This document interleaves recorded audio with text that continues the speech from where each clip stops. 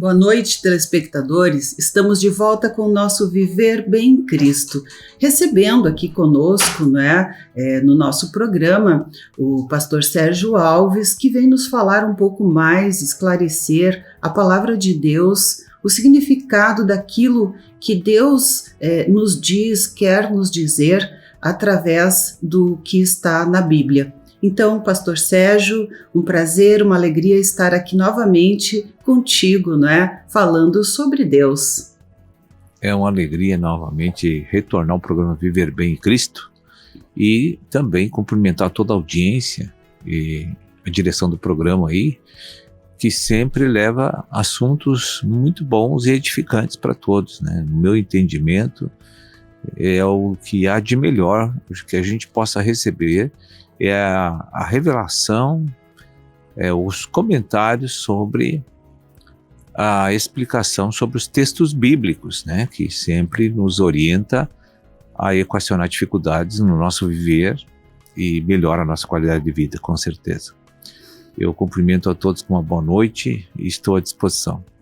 Eu reforço isso, porque nós também ouvimos sempre as pessoas falarem, que conseguem compreender as coisas, quando se é explicado, de uma forma assim que as pessoas possam realmente entender o que está escrito ali.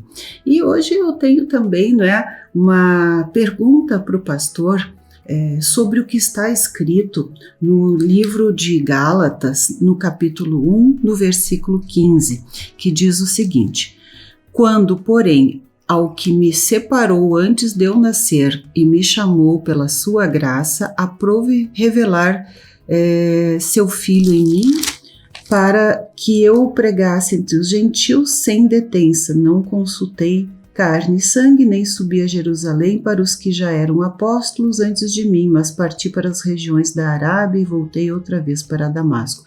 Mas, assim, o que me chamou mais atenção, pastor Sérgio, é o versículo 15 mesmo, de Gálatas 1, que diz: quando, porém, ao que me separou antes de eu nascer, e me chamou pela sua graça, eu achei isso bastante profundo, assim, para a gente ter um entendimento do que é isso. Como é que ele me separou antes de eu nascer,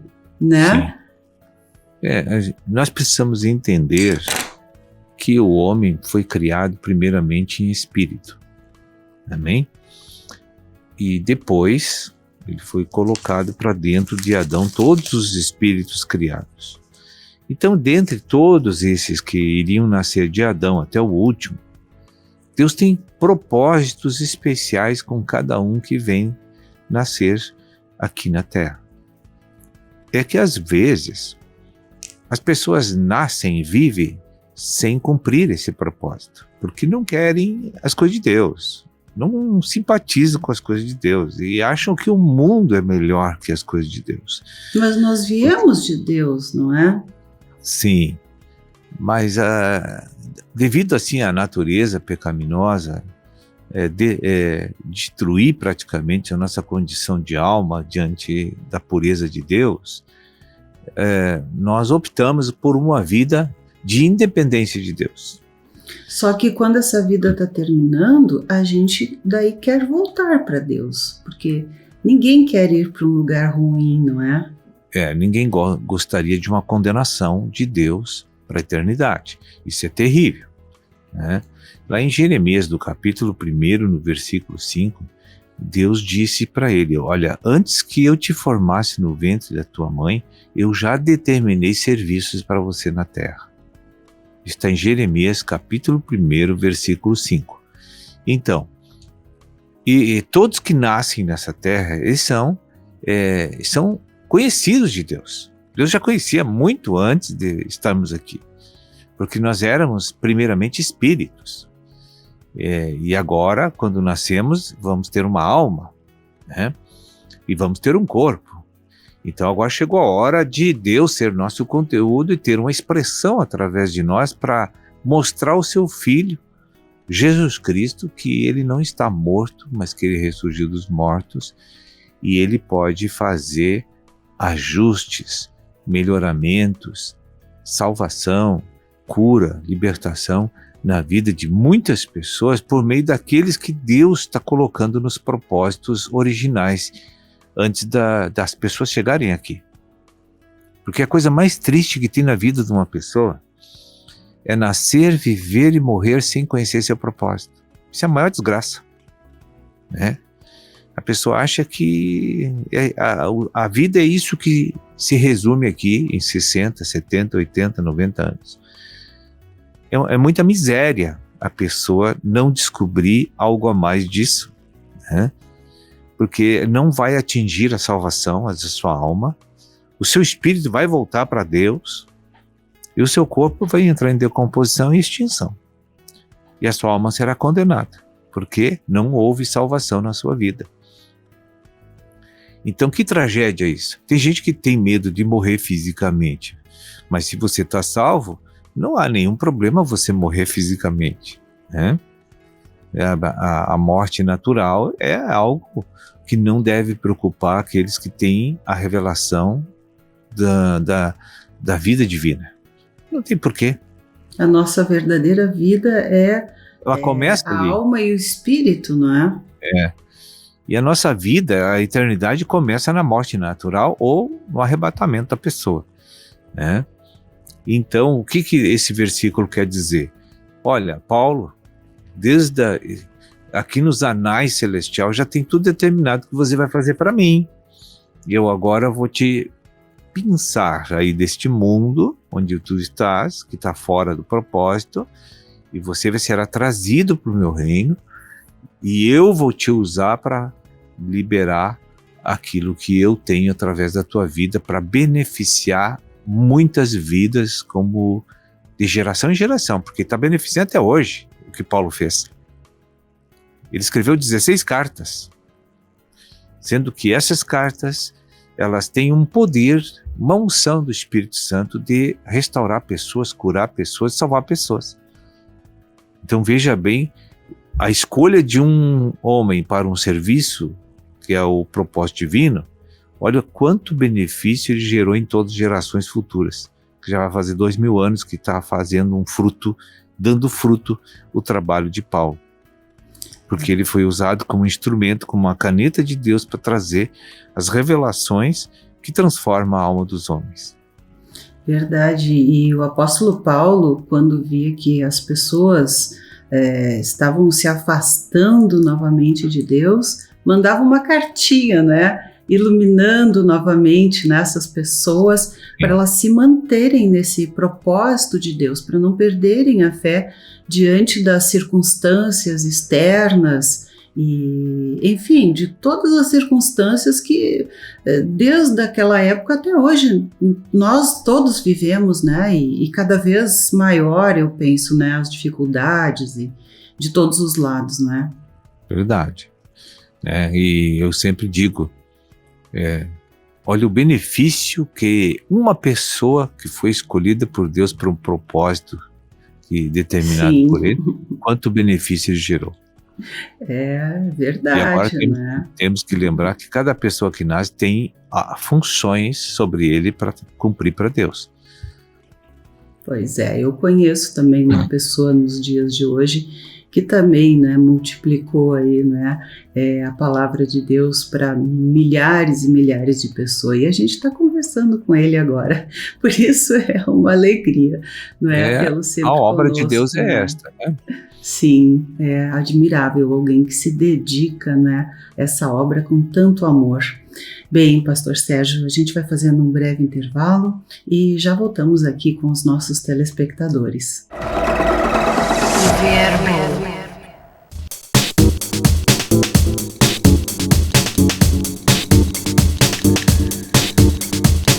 Estamos de volta e continuamos a conversar com o pastor Sérgio Alves, falando sobre a palavra de Deus que está na Bíblia, nos ajudando a compreender melhor, né, qual é o nosso propósito aqui na Terra, o que Deus tem para nós.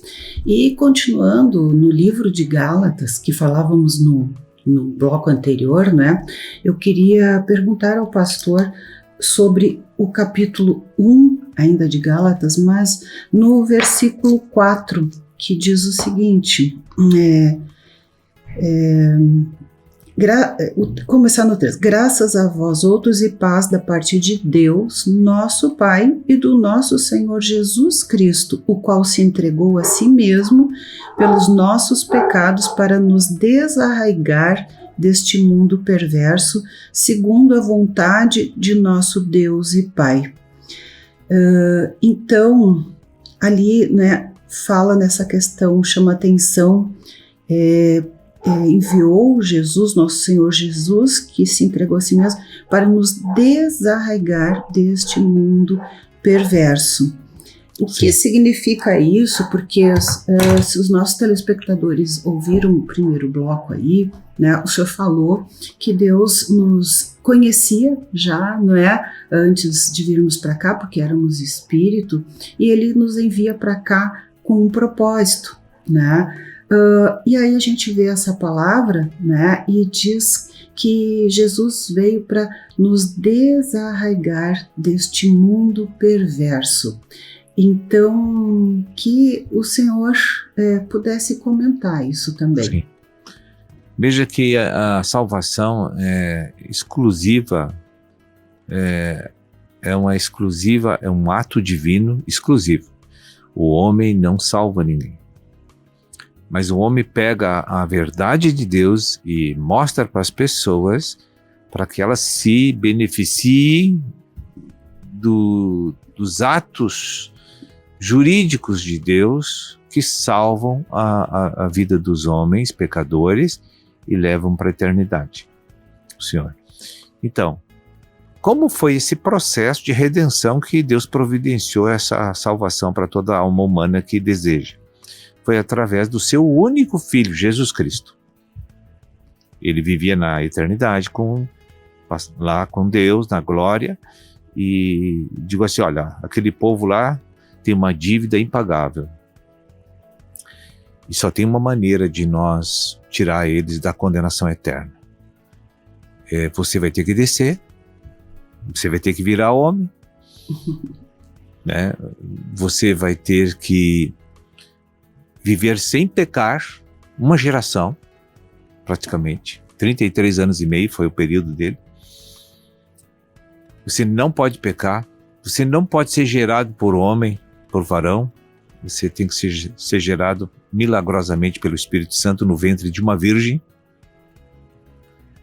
Olha só, tudo isso tem que ser observado para ter a salvação garantida para todos os pecadores. E tu vais ser morto pelos homens e você vai para a sepultura, e aí o diabo vai examinar o teu passado, tua vida, e vai ver que tu nunca errou e pecou. Aí, quando ele vê isso e se certificar de que você é puro, eu levanto você da sepultura, porque quem não tem culpa não fica no inferno. Amém? Amém. Quem não tem pecado não fica no inferno. Então ele levantou nosso Senhor Jesus em ressurreição no terceiro dia, né, para então a justiça de Deus, satisfeita com o pagamento da dívida do pecado do homem. Agora Deus tinha direitos legais de salvar as almas condenadas. Sim, eu achei assim maravilhoso quando eu compreendi, e o pastor pode até me corrigir, né, se não for bem assim, mas como Deus é um Deus triuno, Ele é 3 em 1, né? É o Pai, é o Filho, é o Espírito Santo, e o Senhor comparou há muitos anos atrás, né, que é como o sol, né, a bola de fogo, né, é o calor e a luz, assim são os 3 em 1, né? E ficava pensando, mas como mandou um homem para cá, que era Jesus?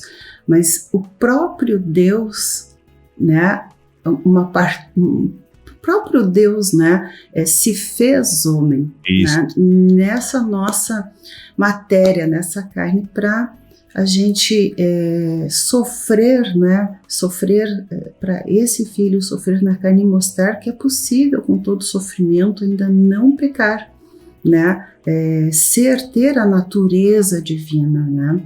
Então eu achei isso maravilhoso, né, que o próprio Deus se fez homem para vir aqui e falar para a gente, mostrar para a gente, não é, todas essas coisas maravilhosas, esses ensinamentos aí preciosos para a nossa vida, né, e para que a gente possa voltar para ele de um jeito melhor, não é?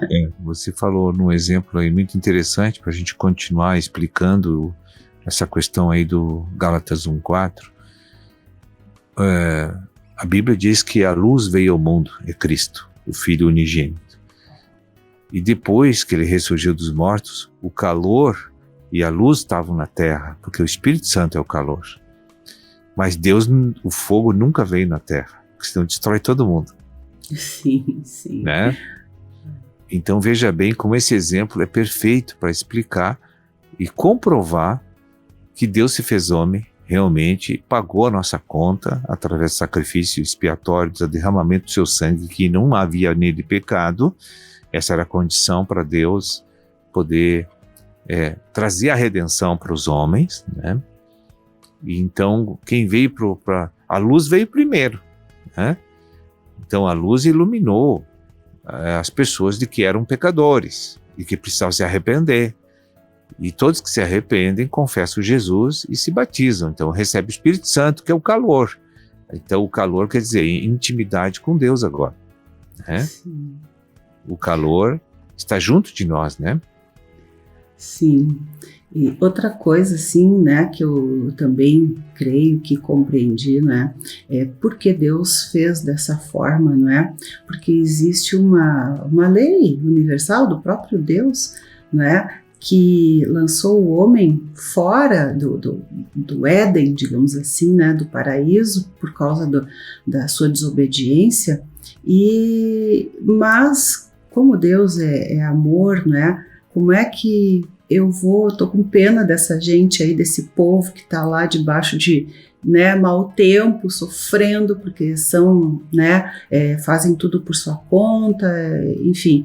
E aí, mas como é que eu vou desfazer algo que eu fiz sem desfazer, né, aquela lei, enfim. No Velho Testamento as pessoas não conseguiam, né, matavam animais, sacrificavam animais, mas não mudavam, né?